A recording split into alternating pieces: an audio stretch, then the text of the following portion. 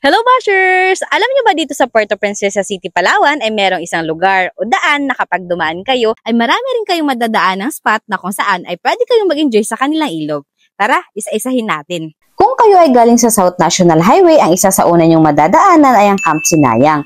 Ang entrance fee dito ay 20 pesos lang at 250 pesos naman para sa cottage. Malawak ang swimming area at meron ding balsa na pwede niyong gamitin. Next is the Villa Kashika. Dito maraming cottage, malawak ang parking area, malinaw ang agos ng tubig at 20 pesos lang din ang entrance fee. Next is itong Tampisaw River and Eco Park. Ang ganda at kakaiba naman ang setup nila dito. Perfect para sa mga gustong mag-overnight kasi may mga available cottage sila na kakaiba ang disenyo. Kung sa linaw naman ang tubig at lawak ng swimming area ay nasa top list ito. 25 pesos naman ang entrance fee dito. Hiyas ng bukid ang kasunod. Dito, simple lang pero kakaiba din ang ganda niya. Peaceful vibe lang at for me may pagka-exclusive yung area nila. Yung alam mong chill lang kayo sa kanya-kanyang cottage. Pero open talaga to sa public ha. Ang entrance fee dito ay 20 pesos lang. Three Angels River and Eco Park. Ito naman ang isa sa pinakaunang nagbukas na paliguan sa area na to. Ang dami rin nilang cottage for detour and overnight pwede. Hindi maikakaila na isa rin talaga ang lugar na ito sa madalas puntahan ng tao. 20 pesos lang rin ang entrance fee dito. Sa Lakot Falls, ang lugar naman na ito ang talagang takbuhan ng mga tao noon.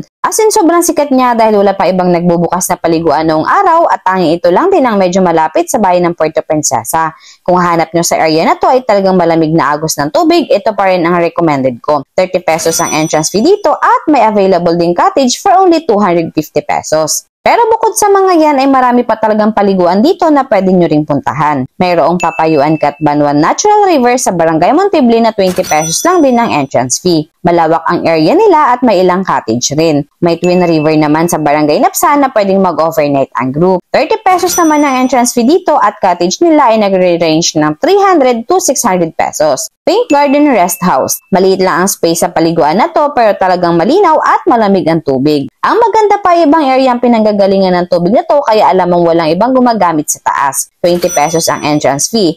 May cottage for detour at meron din para sa mga gustong mag-overnight. At ang isa sa pinakamalayo kung sa South National Highway kayo dumaan ay itong Dondon Alodia Farm River. Para sa akin malayo siya pero sobrang sulit naman ang pagpunta dito. May kakaiba siyang vibe, malinaw ang tubig at maganda dahil may ganitong activity pa na pwede gawin. Madali lang din makita ang mga ito kasi maliban sa tabing daan ay may signage naman sila.